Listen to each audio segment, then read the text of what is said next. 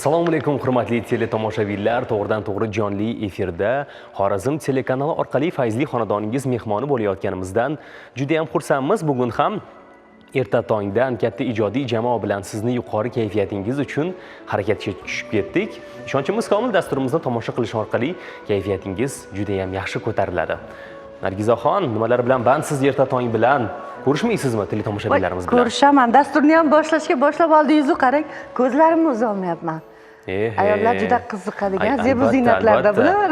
Ayollarga juda ham kerakli, yoqadigan mavzu bu. Aslida bu mavzu haqida ham bugun suhbatimiz bor, Nargizaxon. Albatta, zargarning qalb mahorati desak ham bo'ladi. Faqat qo'l mehnati emas, yaratilgan har bitta buyum aslida ayollarni yanada jozibali ko'rinishiga xizmat qiladi. Ochig'i o'zim oldidan keta olmayapman, ko'zim qo'nyapti. Hali qancha mana buyumlar bor bu yerda, zebu ziynatlarimiz bor. Umuman olganda har biri ayollarimizni kayfiyatini ham ko'taradi. Umuman olganda quvonchga yanada quvonch ulashadi-da. Keling endi so'rashib olay, uyat bo'lib ketdi.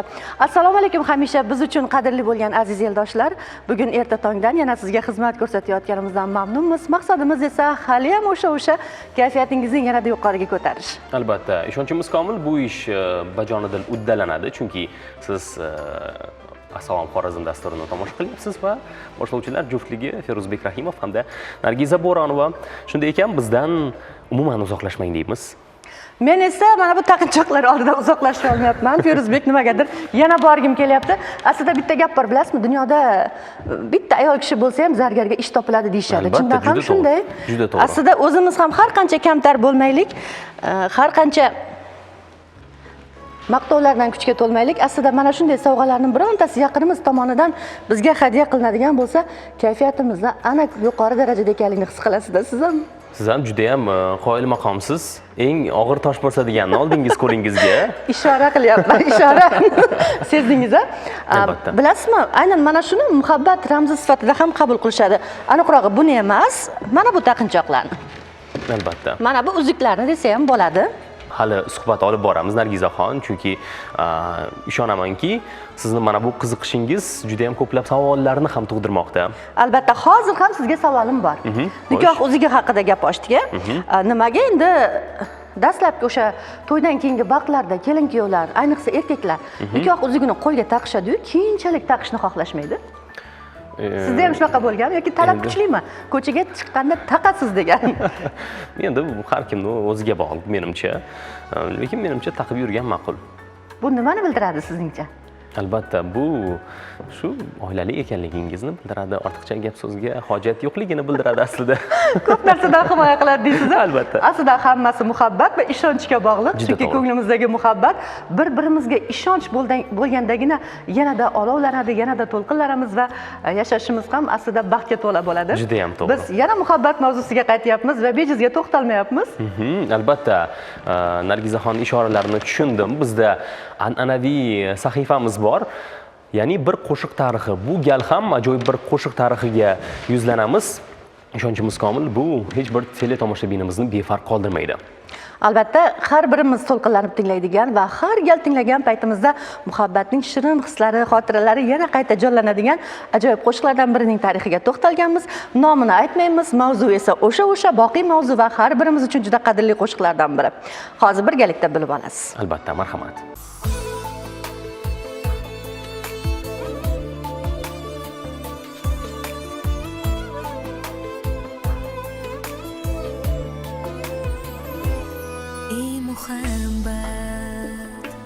Munchalar husn ko'rsan, ey muhabbat, orom baxsh beg'uborsan. Muhabbatning o'ziga xos ifodasi, aniqrog'i qo'shiqqa singdirilgan tug'yon tinglovchini ham befarq qoldirmaydi. Muhabbatning sehri va qudrati qo'shiqda ham o'z kuchini ko'rsatadi. Lol qolganman, ko'rsatgan sehringaman. Ziyoda bu qo'shiqni 2008-yilda ijro qilgan. Qo'shiq uchun videoklip ham tasvirga olingan. Rejissyor Sardor Rasulov mahorati bilan juda ta'sirchan chiqqan. Yoki sen sehr O'ylamagan yurakni o'ylatasan, o'ynamagan yurakni o'ynatasan. Aslida qo'shiqni ilk bor sevimli hofiz Faxriddin Umarov kuylagan. Uning ijodida bu qo'shiq alohida o'rin tutadi.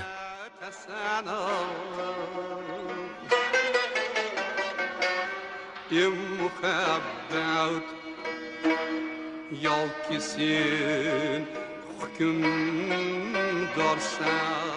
Ustoz san'atkor Faxriddin Umarovning bu qo'shiqning yaratilishida o'ziga yarasha tarixi bor.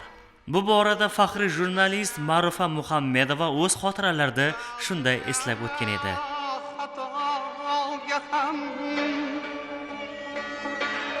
Barobarsan sen shohu gadoga ham.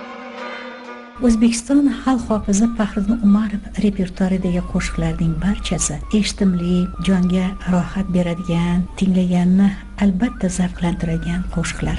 Ularni har birini o'zini yozish tarixi, hikoyasi bor. Ey muhabbat qo'shig'i ayniqsa Faxriddin Umarov repertuaridagi shoh qo'shiqlardan biri bo'lib, bu qo'shiqni ham o'z yozilish sabablari bor. 70-yillarga yaqin yaratilgan bu qo'shiq O'zbekiston radiosining badiiy kengashida qo'shiqdagi ayrim so'zlar uchun badiiy kengash a'zolarida e'tiroz bo'ldi. Keyin Faxriddin Umarov ham va mana shu she'r muallifi Po'lat Mo'min ham qo'shiqni so'zlarini o'zgartirishni istashmadi. Shundan keyin biroz vaqt o'tib Faxriddin akaga bu qo'shiq baribir tinchlik bermadi, chunki juda ham chiroyli, o'sha xalqqa yoqadigan, juda go'zal taronalardan biri edi bu qo'shiq.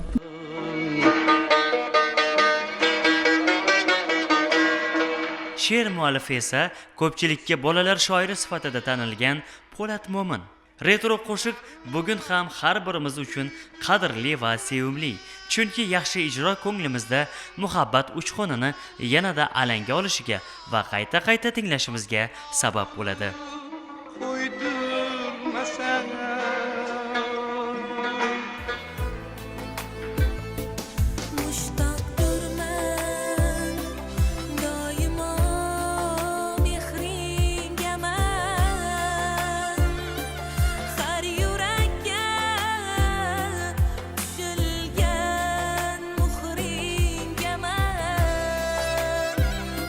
Yaxshi qo'shiq kabi yaxshi she'r ham aslida umrboqiy bo'ladi.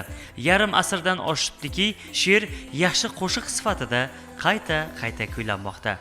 O'ylamagan eslaganda ko'tarib faryod, alam bilan yonganim qor. Bu qo'shiqni xonanda Rustam G'oyipov ham mahorat bilan ijro qilgan. Ey muhabbat, laladan tosh istaydi, ko'nglim ko'rmoq istaydi, yuragim sirdosh istaydi, ko'nglim ko'rmoq istaydi, yuragim sirdosh istaydi.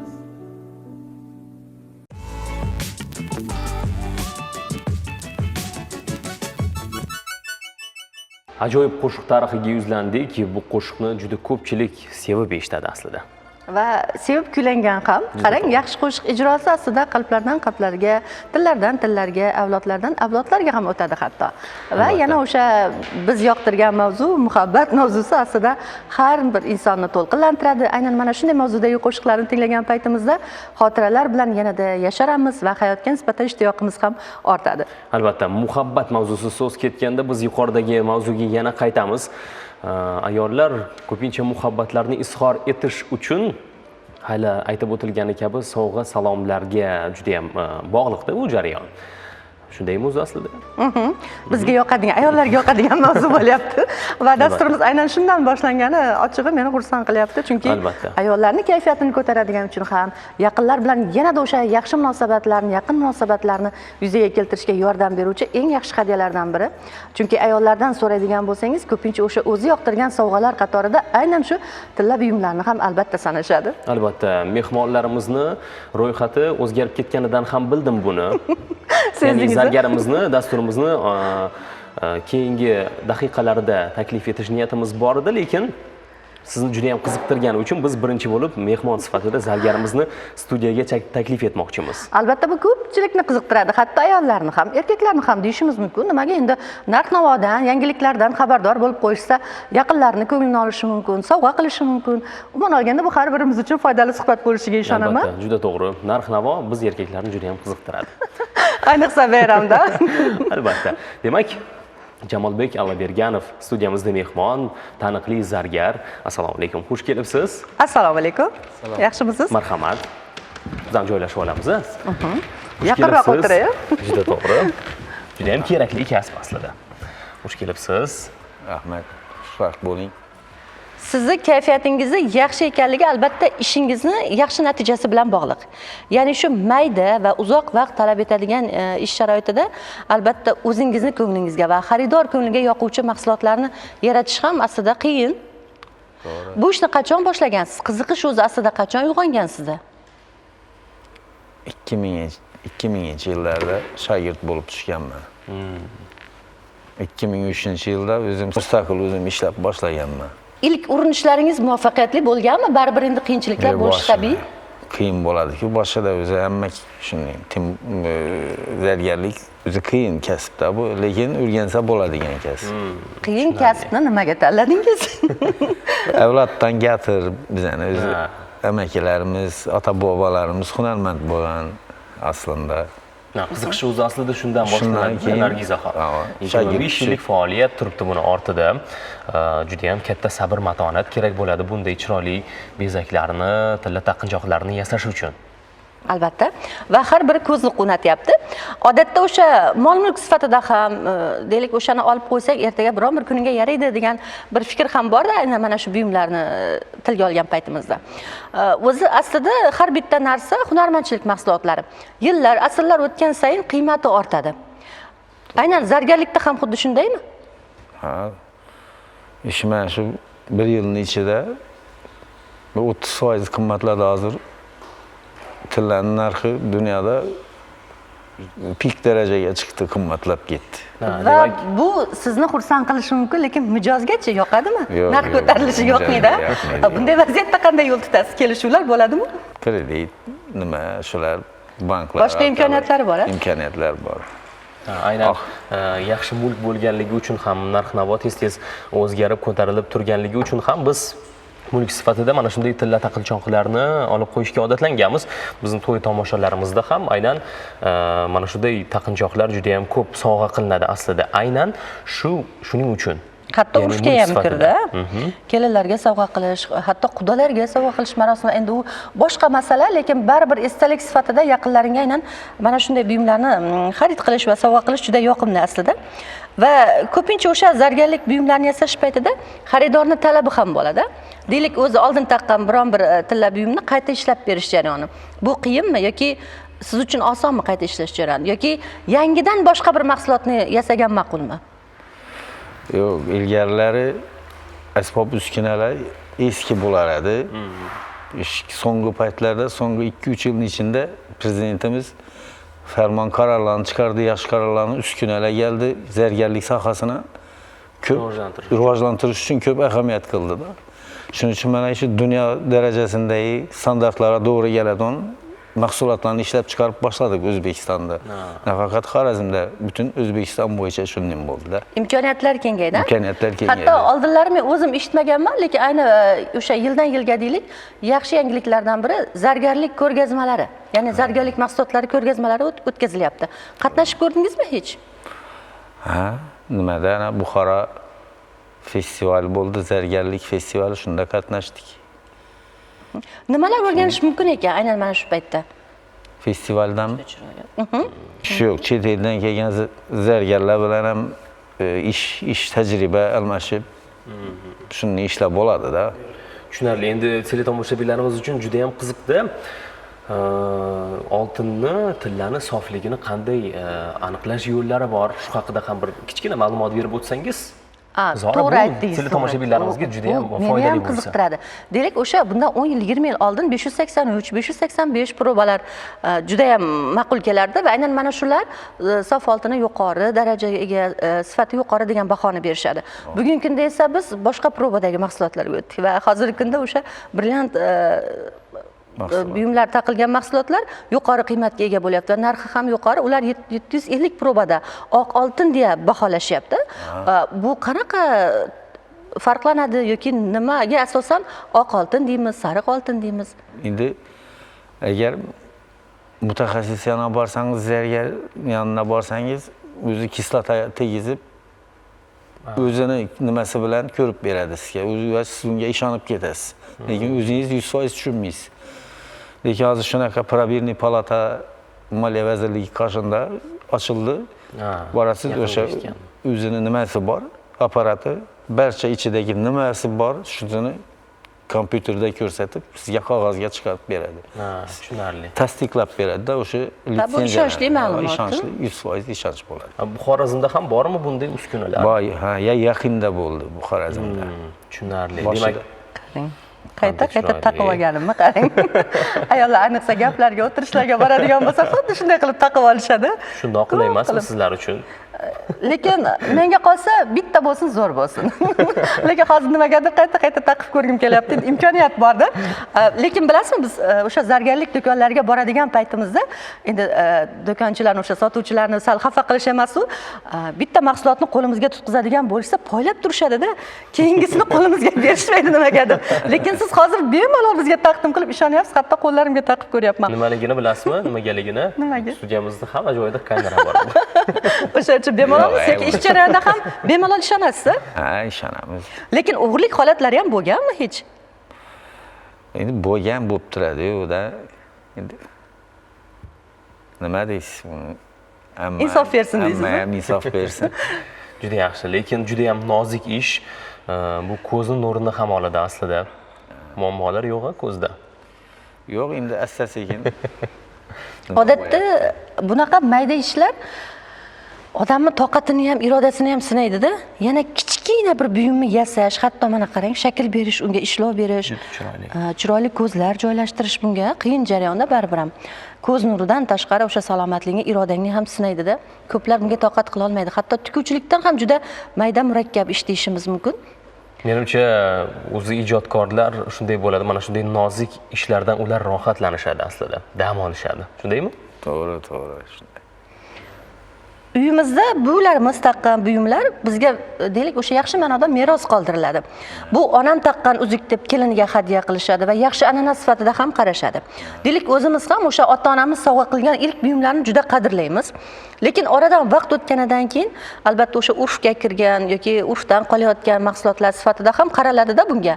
Buni qayta ishlash imkoniyatlari bormi? Siz oldingizga aynan mana shunday buyumlar bilan kelgan ayollarga qanday maslahat berasiz? Buni o'sha qadrli buyum sifatida asrab saqlab qolishnimi yoki qayta ishlashni taklif qilasizmi? Endi ko'ramiz uni vaziyatni. Agar mabodo nimasi taqishga nima bo'lsa, yana taqish imkoniyati bo'lsa, aytamiz, yo'q, buni nima qilavering, remont qilib taqsa bo'ladi deymiz. Yo'q, bo'lmaydigan bo'lsa, o'zi uni eritib o'zi xohlagan nimada, tarzda katalog beramiz, shunga qarab nimani beradi, buyurtma beradi, biz keyin tayyorlab beramiz. Qadrli insonimizdan sovg'a qilib olgan mana shu qadrli buyum qachon qadrsizlanadi? Tunla qadrsizlanmaydi hech qachon, menimcha. Har doim yuqori qiymatga ega. Va shuning uchun ham ayollar yaxshi ko'rishadi. Albatta. Bu mavzuda hali savollarimiz juda ham ko'p, lekin mehmonlarimiz ham ko'p bugun. Keling, navbatdagi mehmonimizni albatta kutilmagan holda. Chaqiring, bo'lmasa meni savollarim tugamaydi. Albatta. Navbatdagi mehmonimiz ham juda ham jamiyatimizni rivojlanishi uchun hissa qo'shayotgan ustozlardan biri desak mubolag'a qilmagan bo'lamiz, ya'ni Urganch davlat universiteti doktoranti Umidbek Boboyozov bugun studiyamizda mehmon. Assalomu alaykum. Assalomu alaykum. Avvalambor assalomu alaykum. Yaxshimisizlar? Marhamat. Kayfiyatlar yaxshimi? Umidbek? Rahmat, o'zingiz yaxshimisiz? Sizni bejizga taklif qilmadik. Albatta. Suhbatimizni yaxshi kayfiyatda boshlash uchun dasturimiz ham avvalo insonlarga yaxshi kayfiyat ulashish maqsadida tashkil qilinganligi bois biz zargar bilan suhbatni boshlab oldik. Menimcha bu ayollar uchun juda foydali bo'ldi. Endi esa asosiy kun tarixi bilan bog'liq masalaga ham to'xtalamiz va bilasizmi, men hamisha o'sha Sohibqiron haqida so'z ketganida uni shiorini eslayman. Kuch birlikda degan. Albatta, albatta. Bu juda ham to'g'ri va umuman ya'ni Amir Temur haqida gap ketganda juda ham ko'plab so'zlarni eslash mumkin. Ya'ni hozirgi hayotimizga ham to'g'ri keladigan, muvaffaqiyatga erishishimiz uchun yaxshi hissa qo'sha oladigan, bir umid bo'la oladigan so'zlarni eslashimiz mumkin. Ana o'shaning uchun ham Umidbekni taklif qildik-da. Umidbek, bilasiz, bugun Sohibqiron Amir Temur tavallud topgan kun.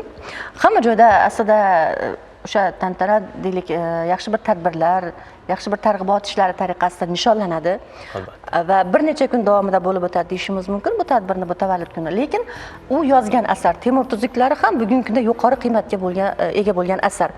Keling, Amir Temur tavallud topgan kun qachon, u nima ishlarni amalga oshirgan, bu biz bilgan tarix albatta, lekin yanada to'laqonli bilib olish uchun ayni paytda kun tarixi sahifasiga navbatni bersak va bu ma'lumotlar teletomoshabinlar bilan o'sha teletomoshabinlarni xabardor qilish maqsadida albatta efirga uzatsak, ana undan keyingi savol javobimizni biz Temur tuzuklari asosida amalga oshirsak, rozisiz?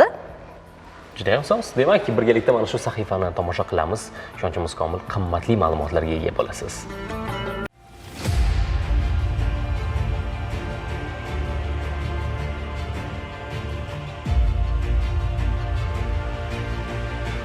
Kuch adolatdadir. Bu buyuk sarkarda Amir Temurning shiori bo'lgan va davlat boshqaruvida shunga qat'iy amal qilgan. Adolat bor joyda kuch borligiga qat'iy ishongan va bu iborani shior qilgan Amir Temur buyuk sarkarda va davlat arbobi bo'lib, Temuriylar sulolasining asoschisi hisoblanadi.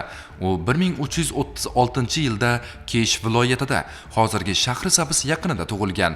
Uning otasi Muhammad Tarag'ay bek nufuzli Barlos qabilasidan edi.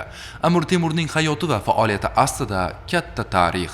Harbiy istidodga ega Amir Temur 1370-yilga kelib Markaziy Osiyoni yagona davlatga birlashtirdi. U katta harbiy yurishlar olib borgan. Eron, Iroq, Qafqaz, Hindiston, Afg'oniston hududlarini zabt etgan. U asos solgan Temuriylar davlatining poytaxti Samarqand bo'lgan. Samarqandni u fan, madaniyat va me'morchilik markaziga aylantirgan. Amir Temur san'at va ilm-fanga katta ahamiyat bergan. Uning hukmronligi davrida ko'plab olimlar va me'morlar faoliyat yuritgan. U 1405-yilda Xitoyga yurish vaqtida vafot etgan. Samarqanddagi Go'ri Amir maqbarasida dafn etilgan. Harbiy boshqaruv salohiyati yuqori bo'lgan Amir Temur, Temur tuzuklari asar muallifi ham. Temur tuzuklari Amir Temurning davlat boshqaruvi, harbiy ishlar, harbiy tartibi va axloqiy qoidalarga oid qimmatli asari hisoblanadi. Temur tuzuklarining asosiy mazmuni davlat boshqaruvi. Amir Temur davlat boshqaruvida qat'iy tartib va intizomni talab qilgan. Har bir amaldorning vazifasi aniq belgilab qo'yilgan. U shaxsan o'z nazoratida tutib, adolatni ta'minlashga harakat qilgan. Harbiy ishlar Temur uchun armiyaning qudrati va tartibi juda muhim edi. Temur tuzuklarida askarlarning intizomi, jangovar tayyorgarligi va mukofotlash tizimi haqida to'liq qoidalar berilgan. Axloq va tarbiya tuzuklarda insonlar o'rtasidagi muomala, ota-onaga hurmat, ustozga itoat, millat va vatanga sadoqat haqida muhim ta'limotlar berilgan. Islom dini asoslariga amal qilish, ulamolarni hurmat qilish ham Temur tuzuklarining muhim qismi hisoblanadi. Tarixiy ahamiyati Temur tuzuklari nafaqat Temuriylar davlatini boshqarishda, balki keyingi asrlarda boshqa podshohlar uchun ham ilhom manbai bo'lgan. Asar 19-asrda turli tillarga tarjima qilingan, jumladan rus va ingliz tillariga ham.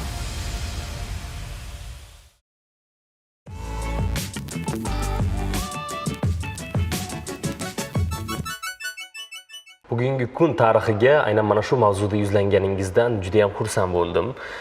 Qimmatli ma'lumotlarni oldik. Juda soz.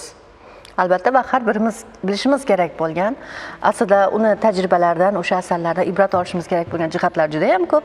Albatta. Va endi Umidbekka yuzlansak bo'ladi. Juda to'g'ri. Bor umidimiz bilan. Bu mavzuda juda ham yaxshi suhbat bo'ladi degan umiddamiz. Albatta. Kelinglar, shu onda shu asnoda sizlarga ham savol bersam. Ana Sizlar ham bo'lmasa, odatda biz savol bermaysizlar. berardik. Sababi mana hozir domlachiligim tutdi. Endi savol shu o'rinda Temur tuzuklari deganda sizni ko'z oldingizda birinchi nima keladi? Nima gavdalanadi va sizni nazdingizda Temur tuzuklari nima? Endi keling, men javob bersam, Bemalol. Qarayapsiz. Temur tuzuklarini to'g'risini aytsam o'zim o'qib chiqqan emasman. Lekin Ma'lumotga shu egasiz. Albatta, Amur Temurni shu harbiy salohiyati haqidagi kitob ekanligini bilaman. Rahmat javobingiz uchun. Endi ruxsat bersangiz javobingizni to'ldirsam, Temur tuzuklari bu didaktik, memuar va albatta huquqiy, tarixiy asar hisoblanadi. Temur tuzuklarining tarixiga yuzlanadigan bo'lsak, Temur tuzuklari bu deyarli 200 yil davomida unutilgan asar. Nimaga? Aynan bu mavzuga alohida to'xtalib o'taman. Temur tuzuklarini tarixini o'qiydigan, qiziqadigan, o'rganadigan bo'lsak, bu asar deyarli 17-asrgacha ommadan mafhum bo'lgan, ya'ni ommaga ma'lum bo'lmagan holda saqlangan. Bu asarni Ahmad at-Turbati degan olim 1610-yilda Makkai Munavvarani ziyorat qilgan paytida Yaman hukmdori Abu Jafar poshsho, ya'ni poshsho deganimizdan ma'lumki, bu turk noibi, valisi. Ya'ni bu davrlarda Yaqin Sharq, Hijoz hududlari aynan Usmonlilar imperatorligi tarkibida bo'lgan va bu hududlarda tinchlik sabab aynan Amir Temur tomonidan yaratilgan asar eski turkiy tilida, ya'ni Chig'atoy turkiysida bitilgan asar ana o'sha Abu Jafar poshshoning kutubxonasidan topilgan va o'z navbatida bu asarni Turbati forsiy tilga o'girganlar va forsiy tildagi nusxasini Shohjahonga, ya'ni Boburiylar hukmdori bo'lgan Shohjahonga taqdim qilganlar. Lekin Shohjahonning e'tirozlari bo'lgan bu asarga va o'zini qozisi, ya'ni Dekon viloyatini qozisi bo'lgan Buxoriy hazratlariga, Muhammad Buxoriyga bu asarga tasnif va tahrir berishga buyruq beradilar va buning natijasida biz bilgan va siz o'qigan va ma'lumotga ega bo'lgan asar paydo bo'ladi. Lekin shu o'rinda aytishimiz mumkinki, qaysidir olimlar Amir Temur tomonidan bitilgan Temur tuzuklarini ikkita alohida asar sifatida ham ta'riflashadi. Bu albatta qaysidir ma'noda to'g'ri, sababi aynan o'sha asar, biz nomi keltirgan asarimiz Temur tuzuklari ikkita qismdan iborat. Birinchi qismida 1346-yildan 1402-yilgacha bo'lgan Amir Temurni o'z hayot yo'li, yurishlari haqida ma'lumotlar keltiriladi. Va ikkinchi qismida Amir Temurni o'gitlari va uni avlodlariga bo'lgan dasturul amali, ularni demak qilgan ishlari keltiriladi. Va shu o'rinda alohida aytish mumkinki, Amir Temur tomonidan bitilgan asarni ko'p davrda ko'p olimlar bu Amir Temurga tegishli emas deya ta'riflashadi. Bunda ham qaysidir ma'noda asos bor. Uning asosi Ibn Arabshoh, ya'ni Ibn Arabshoh Amir Temurga noto'g'ri ta'rif berganliklar va Amir Temur tomonidan bitilgan asarlar yo'q deb e'lon qilganlar. Lekin shu o'rinda bir narsani alohida ta'kidlash kerak. Sharofiddin Ali Yazdi tomonidan zafarnomada keladiki, Amir Temur davrida Fors va Turkiy, ya'ni Chig'atoy turkiysida bitilgan asarlar borligi va o'gitlari aynan o'sha asarlarga joylanganligi to'g'risida ham ma'lumotlar uchraydi. Lekin bu davrda hali bu asarning nomi Temur tuzuklari emas edi. Temur tuzuklari degan nomni aynan keyingi asrlarda oladi.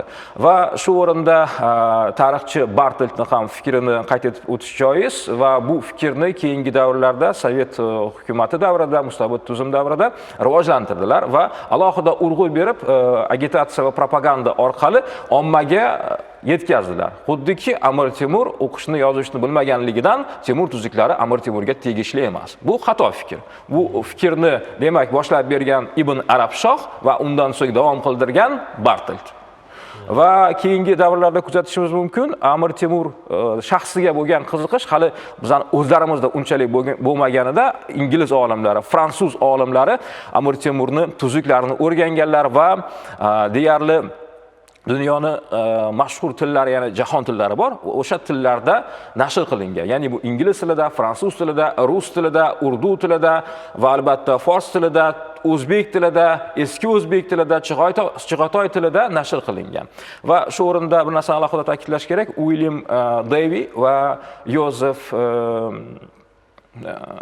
Yozeflar tomonidan bu asar Yozef Uaytlar tomonidan ingliz tiliga tarjima qilinadi va biz hozir siz bilan tanish bo'lgan asar Temur tuzuklari aynan Davey va uvaytlar tomonidan tarjima qilingan asar asnosida bizgacha yetib kelgan. Va bu asarni aynan O'zbekistonda kim ommalashtirdi degan savolga ham to'xtaladigan bo'lsak, O'zbekistonda bu asarni Alixon To'ra Sog'uniy domlamiz ommalashtirgan va 1962-yilda bu asarni forsiydan o'zbek tiliga arab imlosida tarjima qiladilar.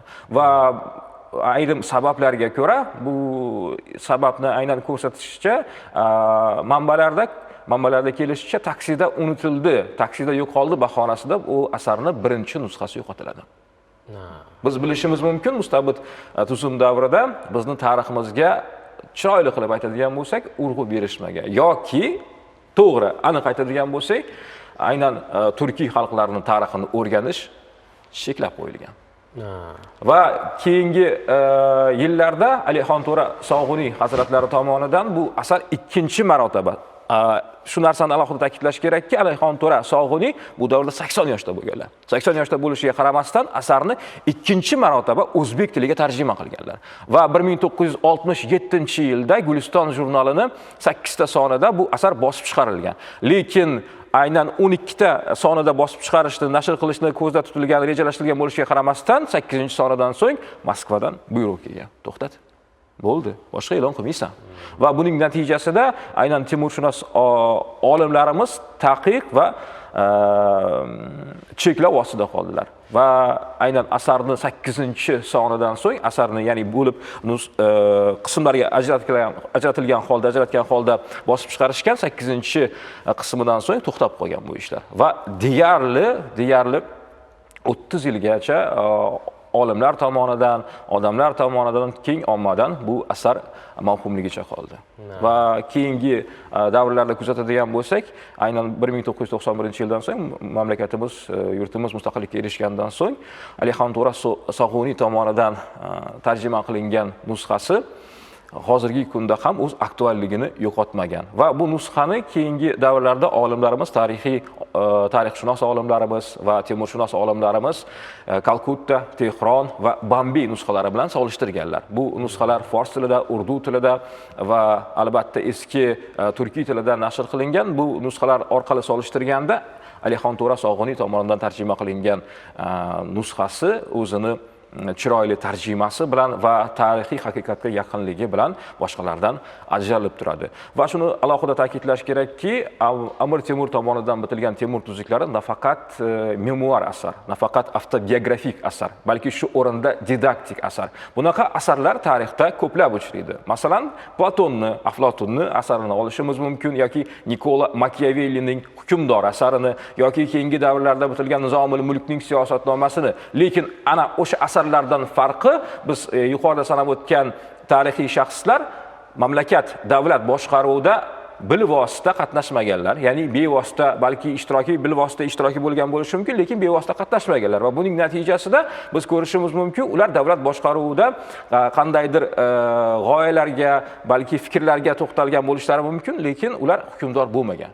Va aynan hukmdor tomonidan bitilgan asar bu va o'sha sanab o'tilgan asarlardan farq qiladigan va o'zini ahamiyatini yo'qotmagan asar bu albatta Temur tuzuklari asari hisoblanadi. Va Temur tuzuklarini yana bir to'xtalishim joiz bo'lgan joyi, Temur tuzuklarida ikkinchi qismida o'gitlarga alohida urg'u berilgan va o'gitlar Amir Temurni avlodlariga dasturul amal bo'lib xizmat qilgan. Juda ham qimmatli va ma'lumotlar. ular orasida o'sha naslni toza saqlash, Albatta. o'sha hatto kelin tanlash jarayonida nimalarga ahamiyat berish kerakli, umuman olganda nafaqat harbiy boshqaruv jihatidan, ya'ni davlatni bir mukammal tarzda amalga oshirish islohotlari yoritilgan va shuningdek bir qator oila uchun, nasl uchun umuman olganda har tomonlama foyda bo'lgan. Biz uchun qimmatli bo'lgan asar. Albatta, juda ham qiziqib qoldim bu asarga, albatta o'qib chiqaman. Umid aka, sizga qimmatli ma'lumotlar uchun katta rahmat. Zo'r. To'xtamasdan ma'lumot berdingiz, hatto savollarga hojat qolmadi va o'ylaymanki shunday boshladilar. Ustozligim tutib qoldi deb. Biz ham indamadik. Menimcha aslida bu kulgi olmayapmiz. Har biri qimmatli ma'lumot va aynan mana shu asosda bergan ma'lumotlaringiz aslida tomoshabinni yana bir bora o'ylantiradi va o'qimagan, ya'ni bugungi kungacha faqat nomi tanish bo'lgan aynan Temur tuzuklarini o'qishga menimcha ishtiyoq ham ortdi. Menimcha sizda ham. Albatta, qiziqish juda ham katta paydo bo'ldi. Albatta o'qib chiqaman endi bu asarni. Juda ham qimmatli ma'lumotlar bo'ldi. Haqiqatda qiziqarli kitob ekan. Bu asarni o'qish kerak. Aslida o'qituvchini mahorati ham shunda-da, faqat ma'lumot berib qolmasdan qiziqtira uyg'ota olish. Menimcha ko'pchilikni bugun qiziqtira oldingiz va bu foydali suhbat uchun, asosiysi ishtirok uchun sizga rahmat deymiz. Taklif uchun katta rahmat deyman. O'tgan yil ham shu sanada, shu kuni men intervyu bergandim. Assalom Xorazm dasturida. O'tgan yilgi intervyudan farqi u davrda, ya'ni o'tgan yili men Temur shaxsiga to'xtalgandim. Bugun esa Amir Temurni, Temur tuzuklariga to'xtaldim. Agar iloji bo'lsa, keyingi yil ham taklif qilsangizlar xursand bo'lardim. Albatta, umuman bu asar haqida hali soatlab Unda mavzu boshqa bo'ladi. Albatta. Salomat bo'linglar, ishlaringizga omad. Sog' bo'ling, rahmat ishtirokingiz uchun. Rahmat. Suhbat juda ham mazmunli bo'ldi. Rahmat sizga. Va keling, ajoyib bir qo'shiq tinglasak, kayfiyatimiz ko'tarilsa, va mehmonimizga ijozat beramiz, chunki boya dastur boshida tushuntirgandilar vaziyatni. Tadbirlari bor ekan, aynan mana shu tadbir bilan bog'liq ishlarda aynan nima deydi, ahamiyati yuqori bo'lgan, ya'ni o'zlari bosh-qosh bo'lish kerak bo'lgan joylari bor ekan. Vaqtingizni olmaymiz. Sizga rahmat deymiz hammasi uchun. Kuningiz xayrli bo'lsin. Ustoz, rahmat sizga. Sog' bo'ling. Demak, biz ham dasturimizni yaxshi kayfiyatda davom ettiramiz. Mana bu qimmatli ma'lumotlardan so'ng albatta. Demak, qo'shiq eshitadigan vaqt keldi. Albatta. Yaxshi qo'shiqni tinglash imkoni bor bizda. Miyaga birozdan beramiz endi. O'yin kulgu qilamiz. Va dasturimizni ajoyib mehmoni bor. Bu ijodkorni juda ko'plab yurtdoshlarimiz yaxshi taniydi. Juda ham shu san'atda faol va juda ham ko'plab mukofotlar sohibi. Asosiylarini biz bilganlarimizni aytamiz, chunki bu ijodkor biroz kamtarin, ya'ni mukofotlar haqida ortiqcha e'lon berib o'tirmaydilar. Nihol davlat mukofoti sovrindori, O'zbekiston Turkiya do'stlik ordeni sohibi, bundan tashqari yurt iftixori ko'krak nishoni sohibi Matnazar Ozodov studiyamizda mehmon, ajoyib qo'shiqlar bilan. Xush kelibsiz. Assalomu alaykum. Salom keling. Yaxshimisiz? Sizni tanishtirdik, lekin dastlabki shartimiz bor, kichik talabimiz. Oldin sizdan qo'shiq eshitamiz, ana undan keyin suhbatga o'tirishga taklif qilamiz. Albatta. Rozisiz? Marhamat.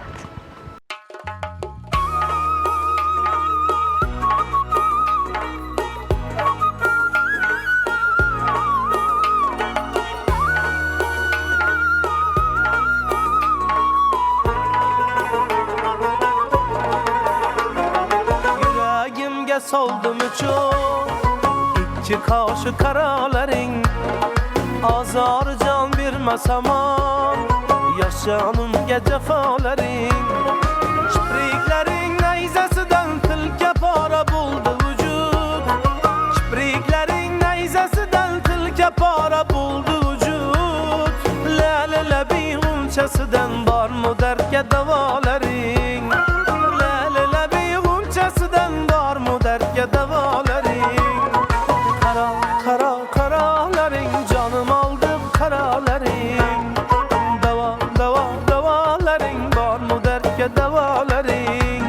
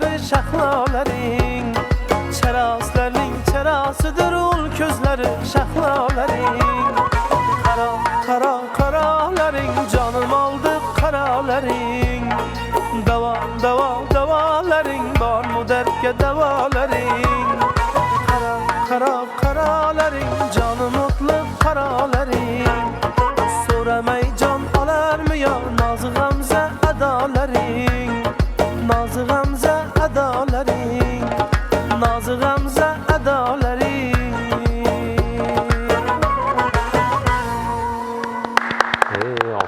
Ofarin. Matnazarning ijodidagi alohida jihatga to'xtalib o'tmoqchiman, Nargizaxon.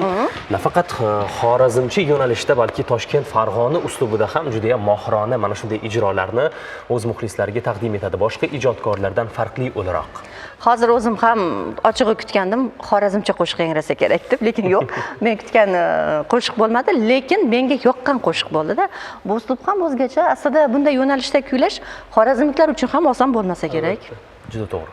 Assalomu alaykum. Bizlarni teleekran orqali kuzatib turgan aziz Assalom Xorazm muxlislari, erta tongdan turib bizlarni kuzatib turganlar, ishlaringizni rivojini bersin, barakali, omadli, daromadli kun bo'lsin.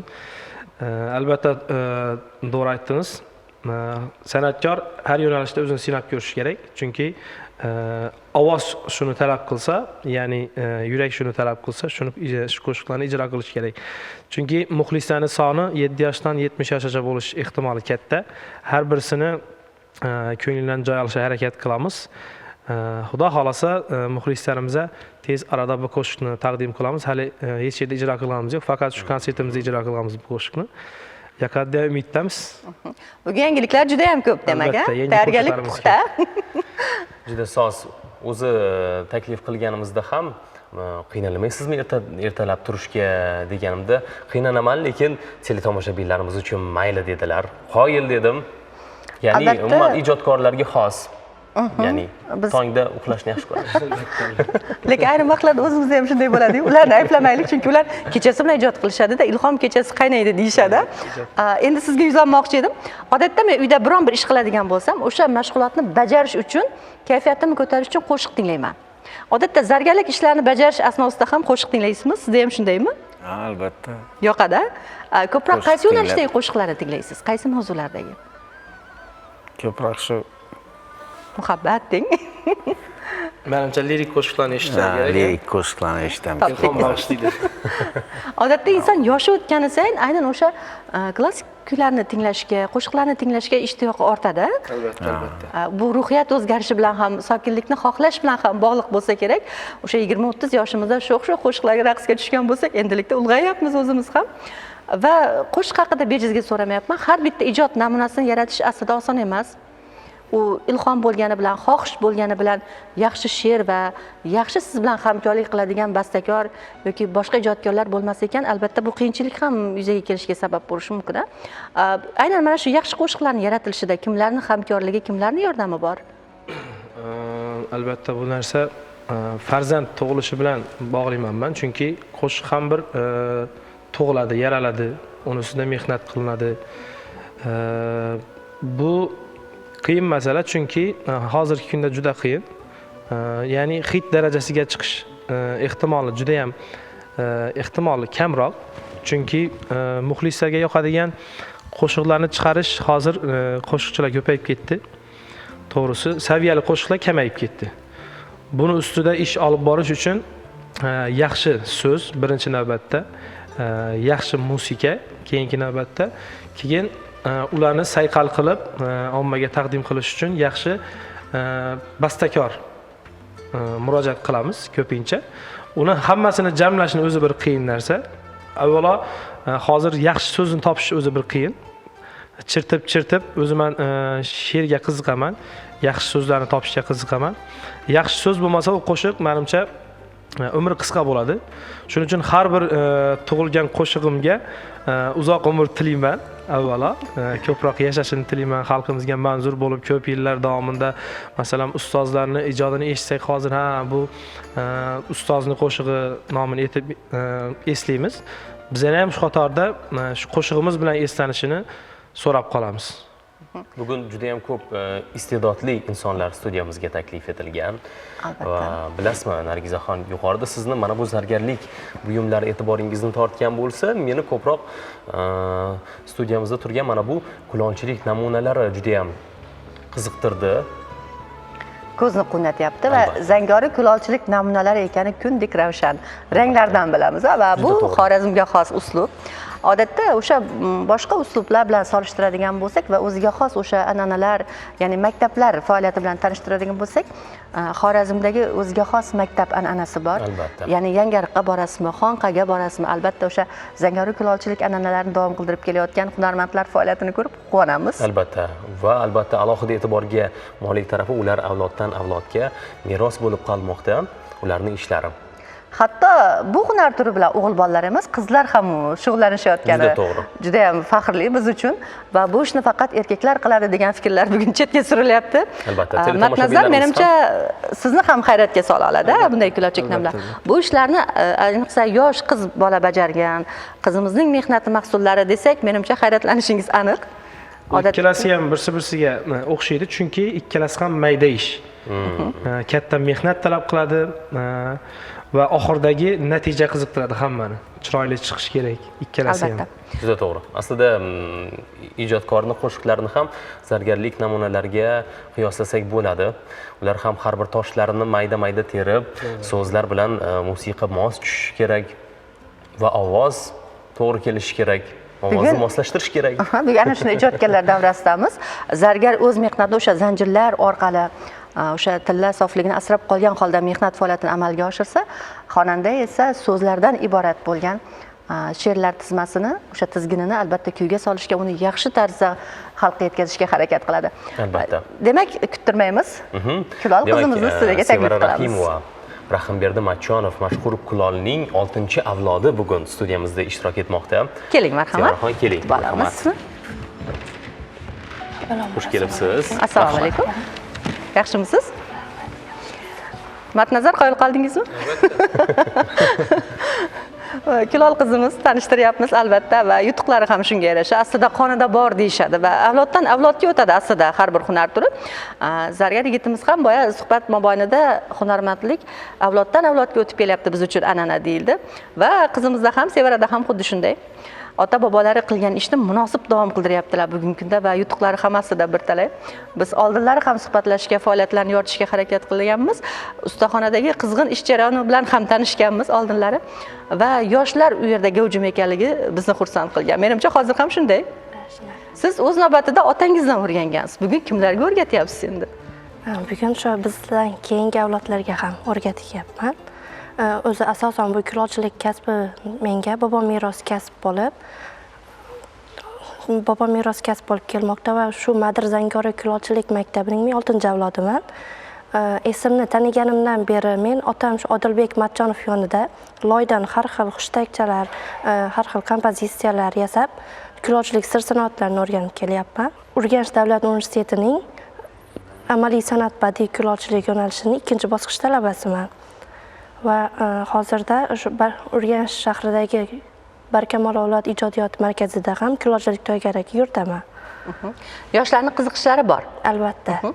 Va yana hammangizga bitta savol bilan yuzlanmoqchiman. Ko'pincha avlodlarga, o'sha bir oila vakillariga e'tibor qaratadigan bo'lsak, hunar bo'lsin, kasb bo'lsin, takrorlanadi. Otadan o'g'ilga, onadan qizga o'tishi davomiyligi bor. Ya'ni olmani tagiga olma tushishi isbotlanadi. Va sizlarda ham xuddi shunday jarayonni ko'ryapman, lekin Matnazar sizda-chi? Menda yo'q unaqa narsa. Olma adashib boshqa joyga tushgandek. Meni avlodimda san'atkor chiqmagan. Faqat o'qituvchi, militsiya xodimi, shunaqa ziyoli insonlar chiqqan, lekin san'atkorlar chiqmagan. Men surishtirganman, ota-bobolarimdan so'raganman. Menda nimaga unaqa desam bilmayman. Bu bir nima deydi, talant deydimi? Men bo'lmasa hech qayerda o'qimaganman. Musiqa maktabida ham o'qimaganman. Kollejda ham o'qimaganman va men shu universitetda o'qish niyatim bo'lgan. Lekin kira olmaganman. 3-4 yil imtihondan yiqilganman.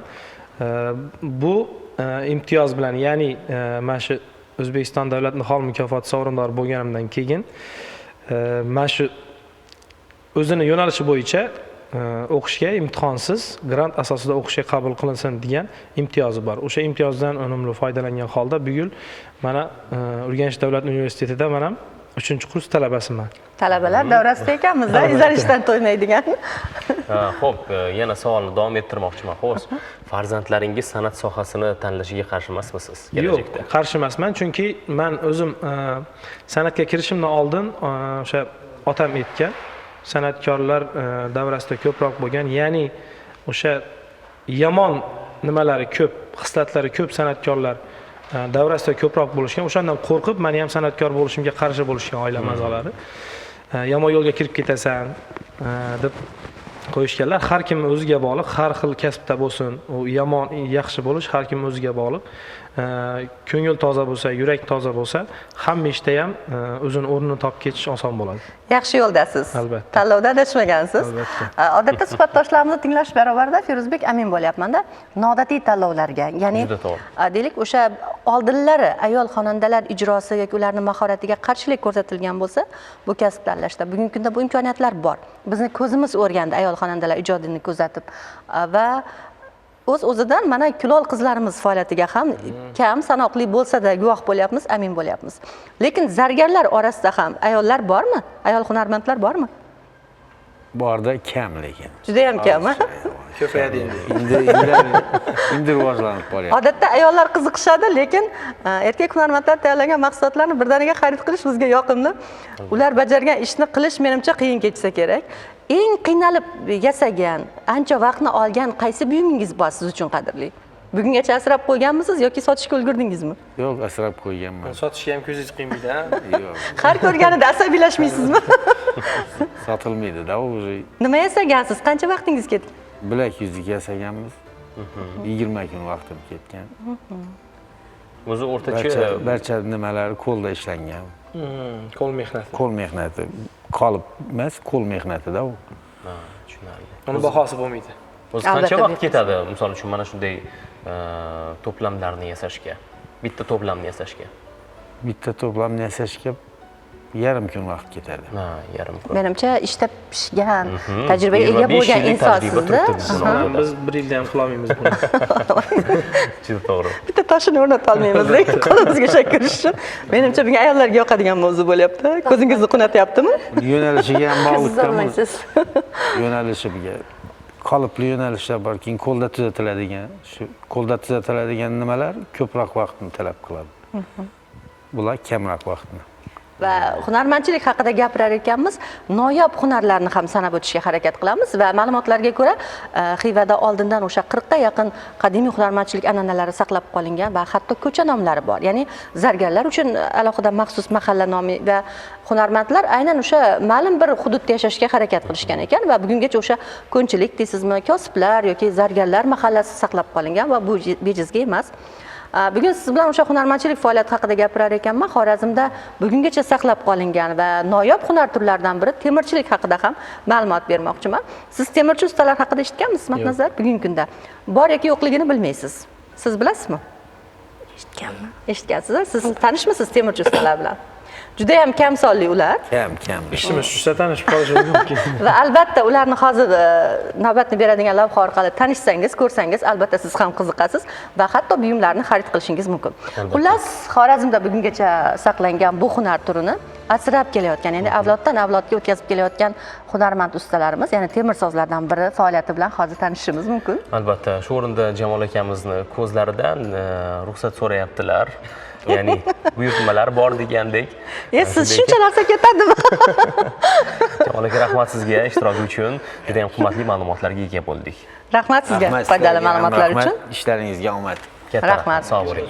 Biz esa yuqorida aytib o'tilgani kabi ajoyib sahifaga navbat beramiz. Birgalikda tomosha qilamiz. Temirchilik faoliyati mashaqqatlari bilan tanishamiz.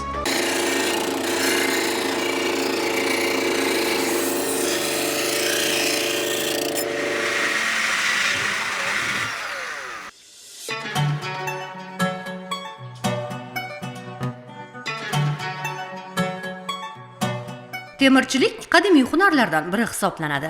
Ustaning mahorati, kuchi bilan yaratilgan har qanday mahsulotdan hajmi, shakli qanday bo'lishidan qat'iy nazar, sifatli va mustahkam buyum sifatida uzoq muddat foydalanish mumkin. Xiva xonligi va undan keyingi davrda ham Xorazmda bu hunar turi saqlab qolingan.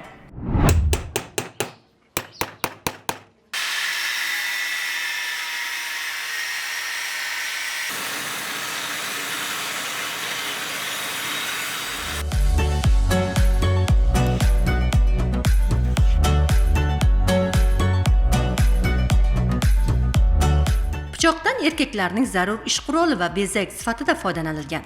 Bu hunar turi namunalari san'at darajasiga ko'tarilgan. Qadimda hunarmandlar o'zaro ahil bo'lib, bir hududda istiqomat qilishgan va mahalla ham aynan shu nom bilan atalgan. Hozir ham ana shunday mahalla nomi saqlab qolingan. Temirchi ustalar ish jarayonida og'ir bolg'alardan foydalanishgan. Mana bu uskunalar 19-asrga tegishli. Ammo hozir imkoniyatlar boshqacha. Ularga qulaylik va yengillik bor.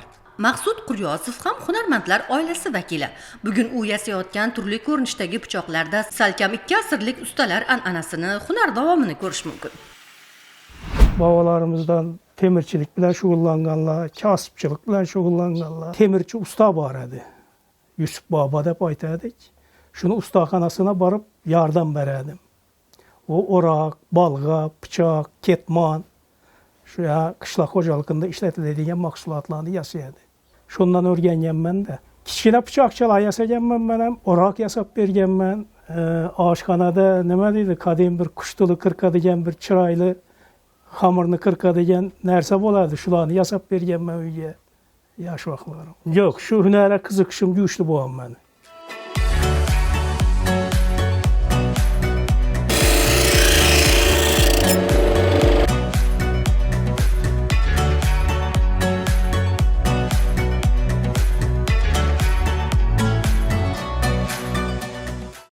Asta-sekinlik bilan ishlarni takomillashtirib, bilmani ishlarimni ijtimoiy tarmoqlardan ko'rib, shulardan o'rganib shu darajaga yetdik. Hozir yetarlicha xaridorlarimiz bor, yasagan narsalarim turmaydi, sotiladi. Ro'ziyora bir daromad, pichoqchilik oddiy temirdan boshlanadi, temirga ishlov beriladi, sug'oriladi, qizdiriladi, kofka deb aytadi. Ana shu jarayonlardan chiqqandan keyin temir mustahkam bo'ladi. Bir haftada 3 pichoq yasab bilaman. Eğer onun materialini aladigan bo'lsak, zanglamaydigan po'lat 95H15 degan. Tam uni shaxnasi duralimin, tekstolit sop qo'yilgan.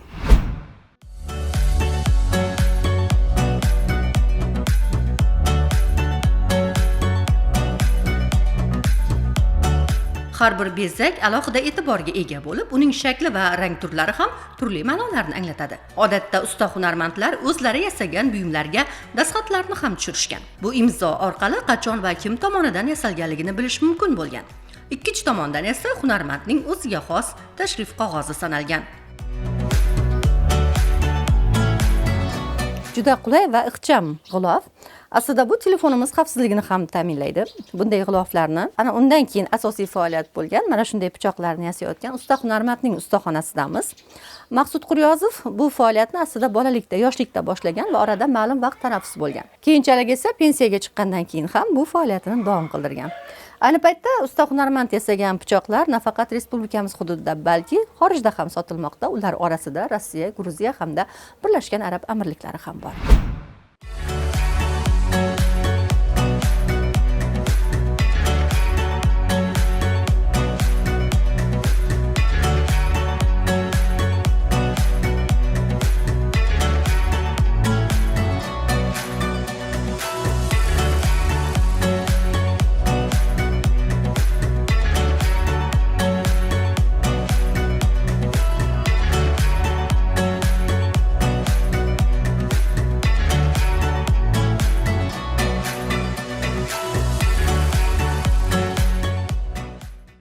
Kekolunu bir günde yasab bo'lmaydi.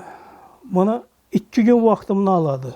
Men aslında av pichoqi yasayman, o'zim ovchi bo'lgandan keyin 45 yillik av stajim bor. Ovchilar ko'p oladi mendan. O'zbekiston bo'ylab yetkazib beramiz. Chet davlatlar ham bir Arab shayxon bir pichog'imni oldi. Gruziyaga yetdi. Yaqinda Qirg'izistonga jo'natdik pichoq. İjtimoiy tarmoqlar orqali telefon qilib buyurtma berishadi. Buyurtma asosida yasayman. Dollar hisoblarida $150 sotganman bir pichoqni.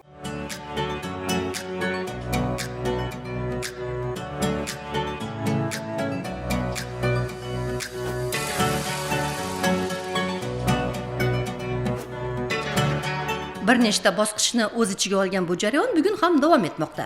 Hunarmandning faoliyatiga chet ellik sayyohlar ham qiziqish bildirishmoqda. Aslida qo'l mehnati bilan yasaladigan har qanday buyum yuqori baholanadi. O'g'lim qiziqadi, u ham yasaydi pichoq. Nevaramni o'rgatib o'tiribman, usta bo'lib chiqadi. Hunaring bo'lsa, kasbkor hech qachon odamni muhtoj qilmaydi. Qo'limizdan keladi, yasabana daromad qilib o'tiribmiz, farovon hayot kechirib o'tiribmiz.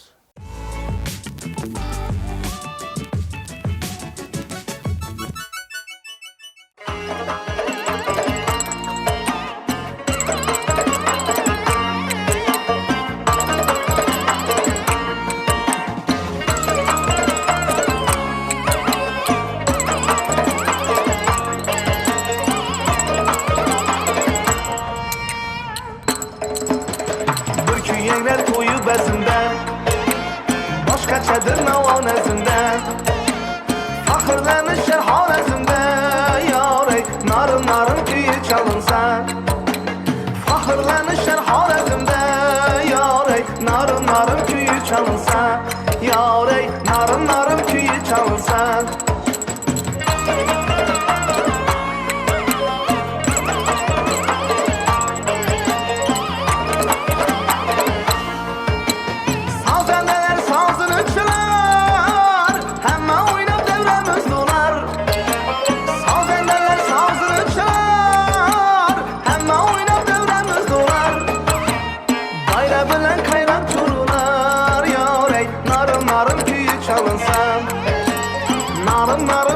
çalınsam Daire bilen kayrak turlar Yarey narım narım köyü çalınsam Yarey narım narım köyü çalınsam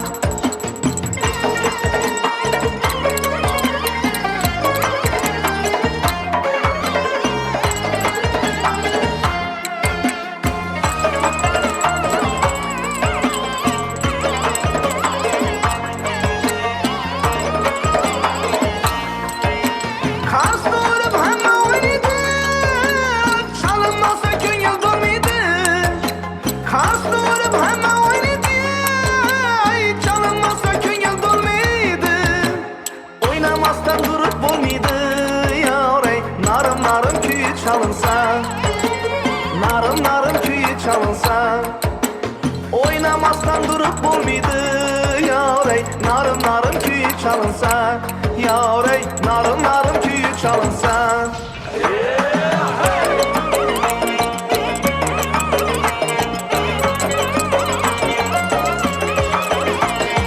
Kadimden berer derek Min yıldan aştı gerek Kadimden berer derek Min yıldan aştı gerek Lerzege gelir yürek Lerzege gelir yürek Narım narım çalınsa Narım narım çalınsa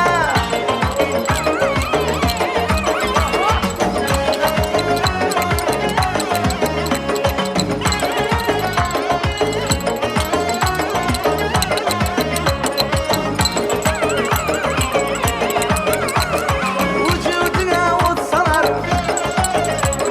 Rakkasayı rakkaslar Vücuduna utsalar Rakkasayı rakkaslar Eline kayrak alar Narım narım çalınsa Eline kayrak alar Narım narım çalınsa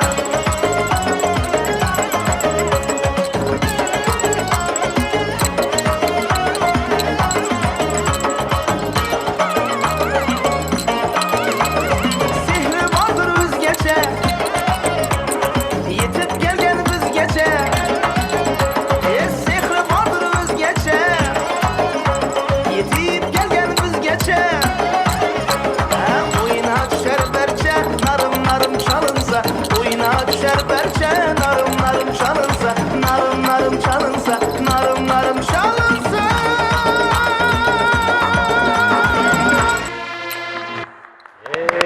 Hayır, hayır. Keling, keling. Keling, marhamat.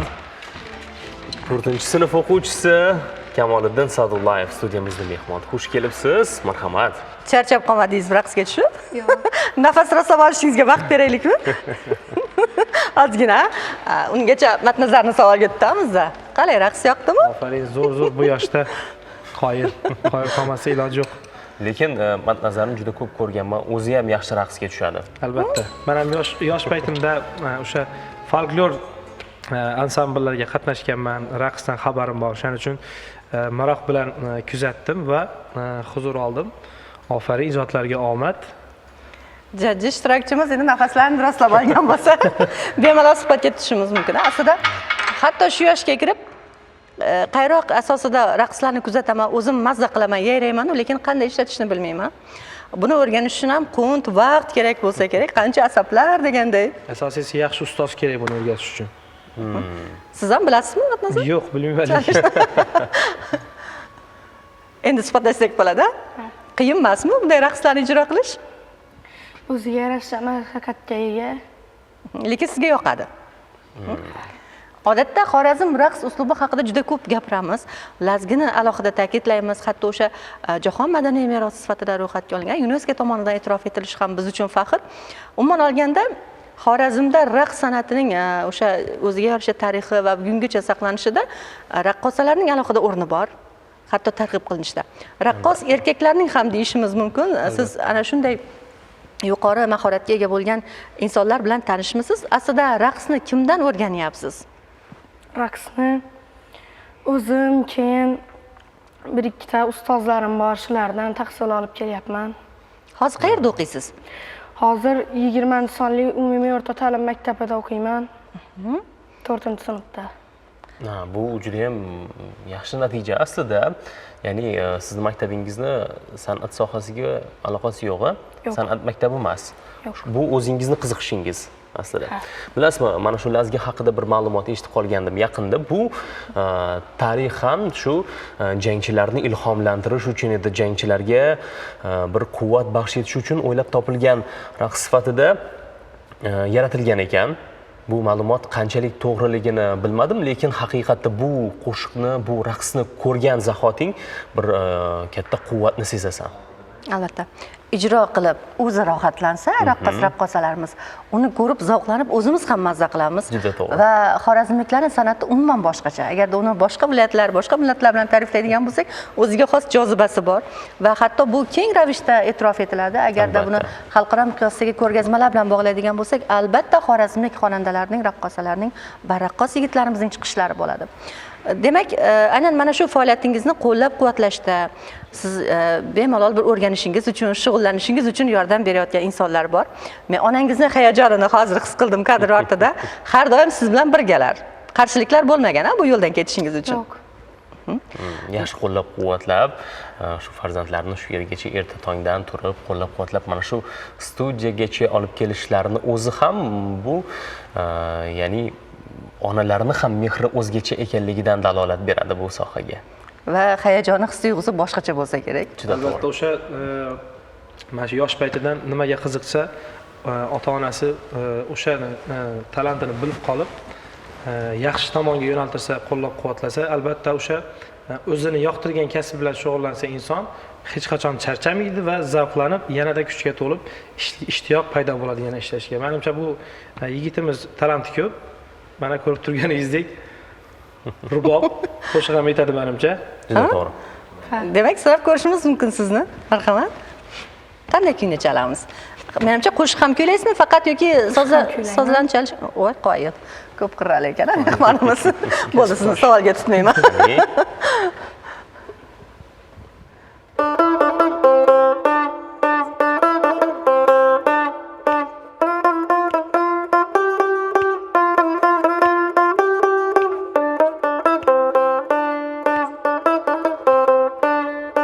Qoshlari qalamlar, bizdan sizga salomlar.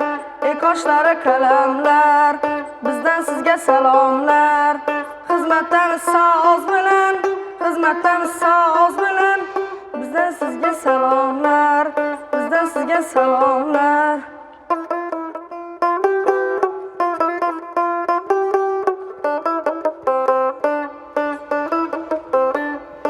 Yashang. Oynasın ay oynasın. Baba kızlar oynasın. Xullas hayajon bosyapti va shunday davom etadi demoqchisiz. Yana bir narsani e'tirof etishimiz kerak. Hali onajonlar bilan suhbatlashganimda hali 2 oy bo'ldi dedimi, adashmasam. 2 oydagi natija bu aslida Matnazar. Qoyil. Qanday baholaysiz? Albatta bu yoshda hayajon bo'lishi katta ehtimol. Ofaring, ijodlarga omad. Yanada Xudo xolasa bu narsani ikkalasini bir olib olish qiyin, chunki buni chalish uchun qo'llar nima deydi? Qotgan bo'lmasligi kerak. Bu qayroqda qo'l qotish ehtimoli katta baribir. Ikkalasini olib olish juda qiyin, chunki ofaring. Tushunarli. Demak, Matnazar keling, yoshlarga o'rnak sifatida bir chiroyli jonli ijro bo'lsa va bunga ham alohida tayyorgarlik ko'rganmiz. Siz uchun sinov deyishimiz mumkin. Va aslida xonandalarni ham biz sinovdan o'tkazish an'anasini yo'lga qo'yganmiz. Chorshanba kuni ular bilan faqat suhbatlashmaymiz, ularga faqat qo'shiq kuylatib qo'ymaymiz.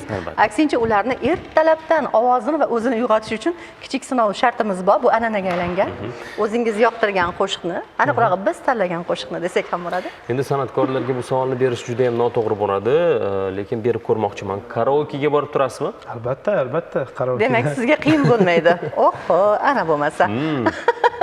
Biz tanlagan qo'shiq sizga ma'qul keladi degan umiddamiz. Aynan mana shu qo'shiqni kuylab berishingizga to'g'ri keladi.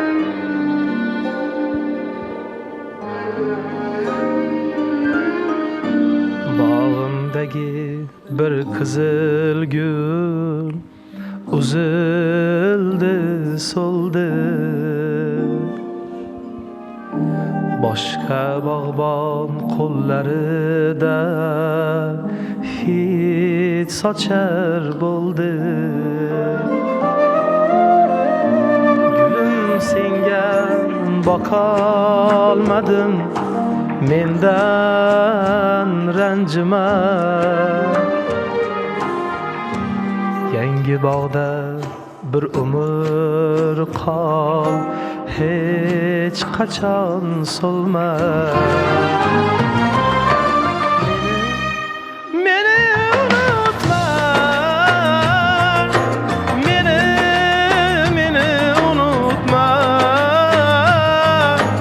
Gulim, meni unutma.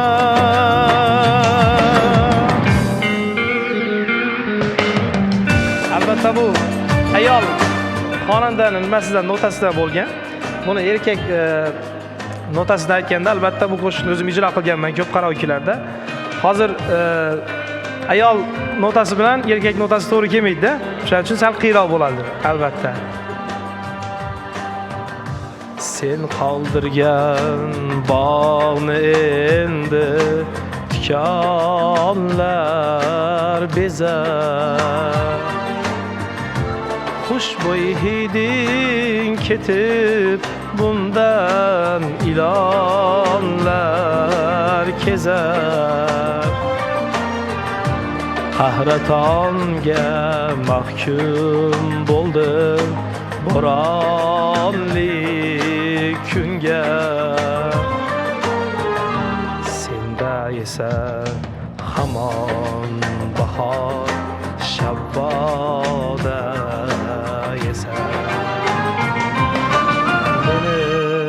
Meni unutma, meni unutma.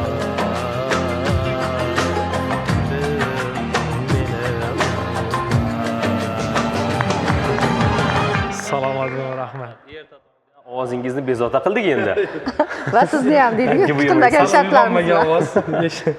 Albatta bu jarayon ham ko'p vaqt talab qiladi Nargizaxon, ya'ni ovozni uyg'otishni o'zi bir mashaqqat aslida. Uni bir qancha bosqichlari bor. Va yana qo'rqmasdan ayol kishi kuylagan, hammaga mashhur bo'lgan, ma'lum bo'lgan qo'shiqni kuylashi ham menimcha jasorat. Uddaladingiz, tabriklaymiz sizni. Rahmat, sog' bo'ling. Va bu siz uchun kutilmagan, yaxshigina sizni sinovlardan, qiyinchiliklardan o'tkazadigan tanlovimiz edi. Uddaladingiz, qoyil? Albatta. Demak, azizlar, soat millari dasturimizga yakun yasashimizga so'z ochyapti.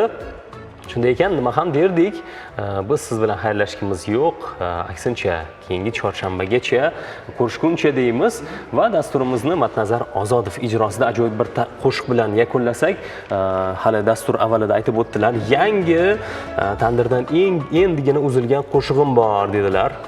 Hamma yaxshisini, yangisini bizga ilingan ekansiz. Bugun aslida har bir mehmonimizdan xursandmiz. Yosh iste'dod egalari bo'lgan sizlarga ham dasturdagi ishtirok uchun avvalambor tashakkur deymiz va izlanishlardan sira charchamang. Hali bu yutuqlaringiz, bu izlanishlaringiz nafaqat respublika, balki jahon miqyosida e'tirof etilganida ham sizni albatta studiyada kutib qolamiz. Rahmat sizga hammasi uchun. Kamoliddin, keling. Bir chiroyli raqs ham bo'ladi, qo'shiqlarga munosib ravishda. Demak, marhamat, birgalikda tinglaymiz. Xayrlashib olamiz. Hammasi uchun rahmat deymiz. Kuningiz a'lo kayfiyatda o'tsin. Albatta, dasturimizni oxirigacha tomosha qilgan bo'lsangiz, ishonchimiz komil, kayfiyatingiz juda ko'tarildi. Bugungi kuningiz baronkali bo'ladi. Shunday ekan, Xorazm telekanalidan uzoqlashmay eng yangi dasturlarni e'tiboringizga havola etishda davom etamiz. Hozircha esa xayr, sog' bo'ling. Dilbarni ko'ring, qomati zebosiga loyiq, ko'z o'ynatadir, qoshlari nosiga loyiq.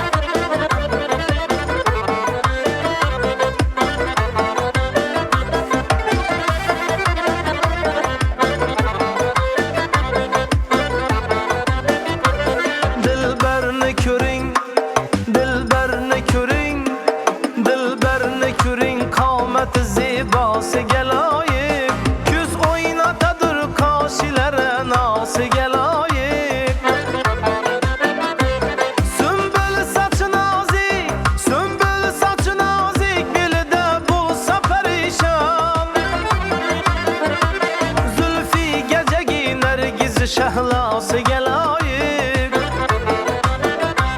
Zulfi gajagi nargiz shahlosiga